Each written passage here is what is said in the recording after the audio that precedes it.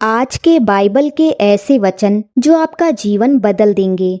जय मसीह की प्रिय भाइयों और बहनों, क्या कभी ऐसा महसूस हुआ है कि दिन भर लोगों के बीच रहने के बाद भी आपको भीतर से अकेलापन महसूस हुआ हो?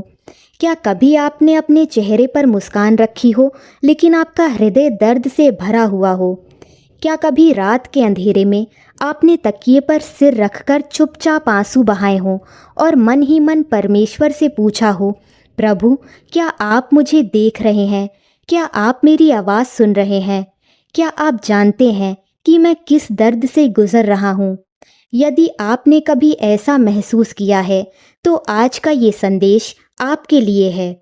प्रियो, आज हम भजन संहिता 34 के उन अद्भुत वचनों पर ध्यान करेंगे जो केवल शब्द नहीं है बल्कि स्वर्ग से आया हुआ एक जीवित संदेश है। ये ऐसे वचन हैं जो टूटे हुए मन को जोड़ सकते हैं।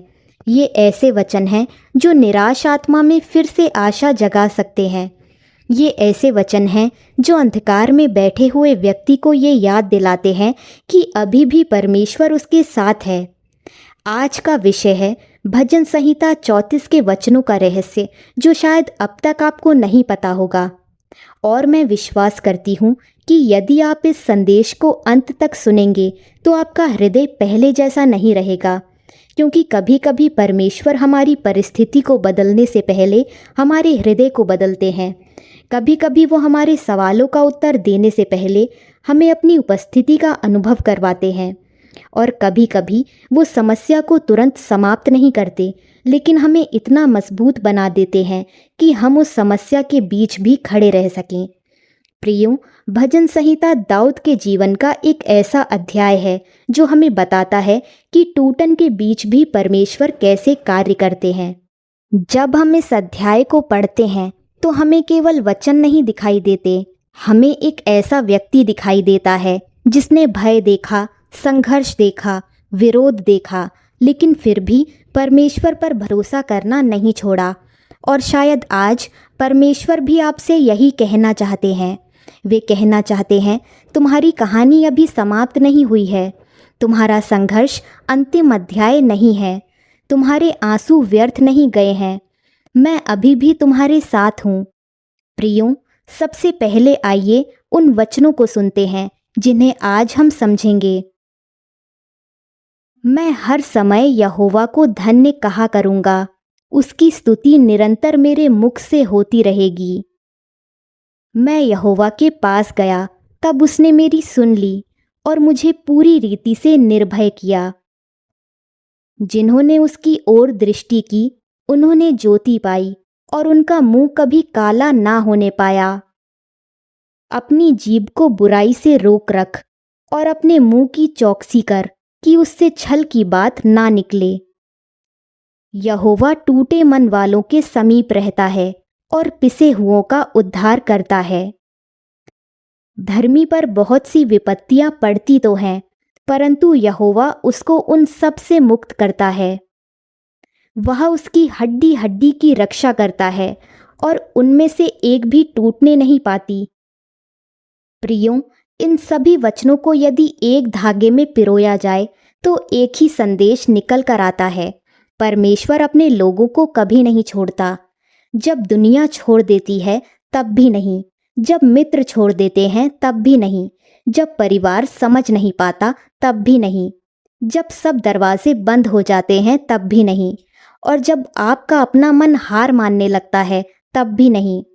इसलिए भजन संहिता 34 का सबसे सुंदर और गहरा वचन है, यहोवा टूटे मन वालों के समीप रहता है और पिसे हुओं का उद्धार करता है।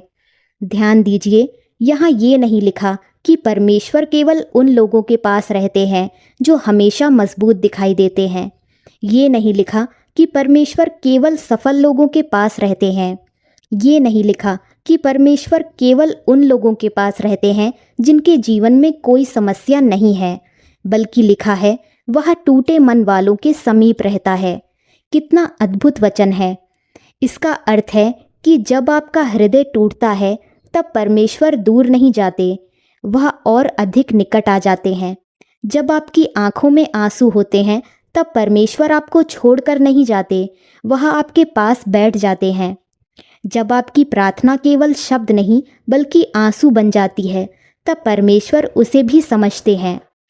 प्रियो, शायद इस समय कोई व्यक्ति ये संदेश सुन रहा है जिसके हृदय में एक ऐसा दर्द है जिसके बारे में किसी को पता नहीं।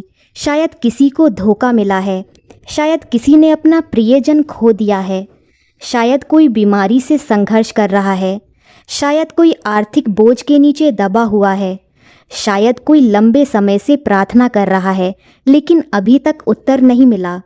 और हर दिन वो एक ही सवाल पूछता है, प्रभु आखिर कब तक? यदि आप ऐसे व्यक्ति हैं तो आज परमेश्वर आपको एक बात याद दिलाना चाहते हैं। वे कहते हैं, मैं तुम्हारे दर्द से अनजान नहीं हूँ, मैंने तुम्हारे आंसू देखे हैं, मैंने तुम्हारी प्रार्थनाएं सुनी हैं, मैं तुम्हारे टूटे हुए हृदय को जानता हूँ। प्रियो, संसार की सबसे बड़ी पीड़ाओं में से एक है अकेले दर्द सहना। जब कोई हमें समझता नहीं, जब कोई हमारी कहानी नहीं जानता, जब कोई हमारे संघर्ष को नहीं देखता। लेकिन भजन संहिता 34 हमें बताती है कि एक ऐसा भी है जो सब कुछ जानता है। वह आपके चेहरे की मुस्कान के पीछे दर्द को भी जानता है। वह उन आंसुओं को भी जानता है जिन्हें आपने लोगों से छिपा लिया। वह उन प्रार्थनाओं को भी जानता है जिन्हें आपने केवल अपने हृदय में कहा।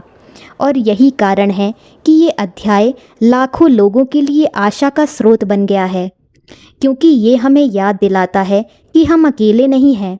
प्रियो, क्या आपने कभी सोचा है कि इन वचनों को बार बार बोलने से और मनन करने से क्या होता है?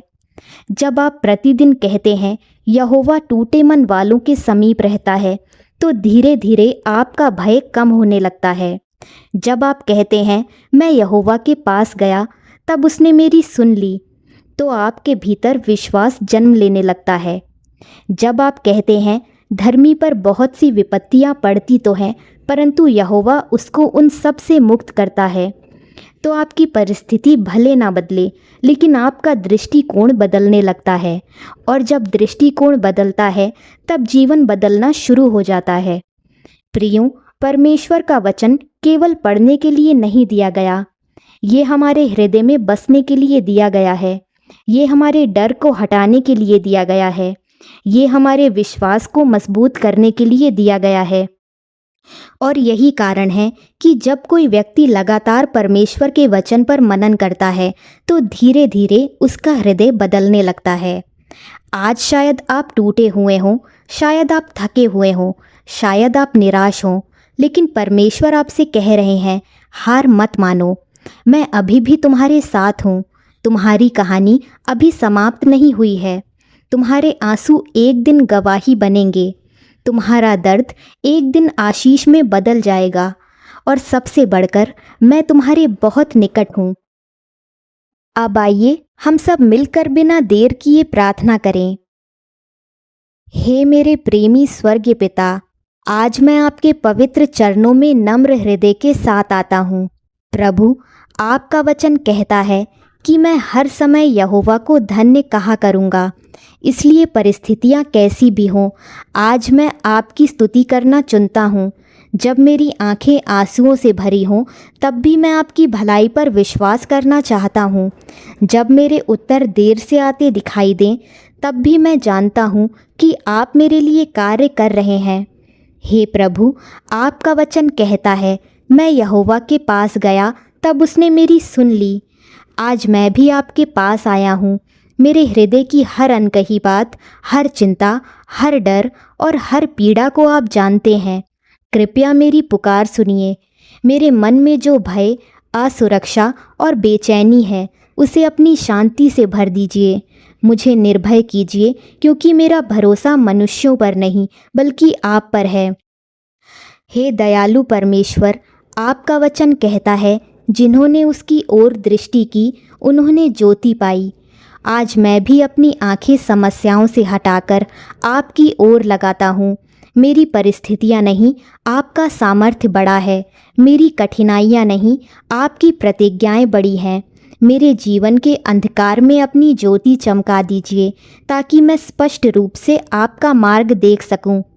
प्रभु, मेरे होठों और मेरी जीभ की रक्षा कीजिए। जैसा आपका वचन कहता है, अपनी जीभ को बुराई से रोक रख। मेरे मुख से ऐसे शब्द निकलें जो आशीष दें, उत्साह दें और आपके प्रेम को प्रकट करें। मुझे शिकायत करने वाला नहीं, बल्कि विश्वास की बातें बोलने वाला व्यक्ति बनाइए। हे करुणामय पिता, सबसे बढ़कर मैं उस अद्भुत वचन के लिए आपका धन्यवाद करता हूँ जिसमें लिखा है, यहोवा टूटे मन वालों के समीप रहता है और पिसे हुओं का उद्धार करता है। प्रभु, यदि मेरा हृदय टूटा हुआ है तो उसे अपने प्रेम से जोड़ दीजिए। यदि मैं थका हुआ हूँ तो मुझे नया बल दीजिए। यदि मैं निराश हूँ तो मेरे भीतर फिर से आशा जगा दीजिए। मुझे आपकी निकटता का अनुभव कराइए। मुझे ये जानने दीजिए कि मैं अकेला नहीं हूँ, क्योंकि आप मेरे साथ हैं। हे प्रभु, आपने कहा है कि धर्मी पर बहुत सी विपत्तियाँ पड़ती हैं, परंतु आप उसे उन सब से मुक्त करते हैं। इसलिए मैं अपनी हर समस्या, हर संघर्ष, हर बीमारी, हर चिंता और हर बोझ आपके हाथों में सौंपता हूँ। मुझे धैर्य दीजिए, विश्वास दीजिए और अंत तक बने रहने की सामर्थ्य दीजिए। जब तक उत्तर न मिले तब तक भी मैं आपका भरोसा करना सीख सकूं। मेरे जीवन, मेरे परिवार, मेरी सेवकाई, मेरे भविष्य और मेरे हर कदम की रक्षा कीजिए। जैसा आपका वचन कहता है कि आप अपने जनों की हड्डी हड्डी की रक्षा करते हैं, वैसे ही मुझे हर दिखाई देने वाली और अदृश्य खतरे से सुरक्षित रखिए। हे पिता, आज मैं विश्वास के साथ घोषणा करता हूँ कि आप मेरी सुन रहे हैं, आप मुझे देख रहे हैं, आप मेरे साथ चल रहे हैं और आप मुझे कभी नहीं छोड़ेंगे। मेरे आंसू व्यर्थ नहीं जाएंगे, मेरी प्रार्थनाएं अनसुनी नहीं रहेंगी, मेरा संघर्ष हमेशा नहीं रहेगा, क्योंकि मेरा परमेश्वर जीवित है और वह मेरे पक्ष में कार्य कर रहा है।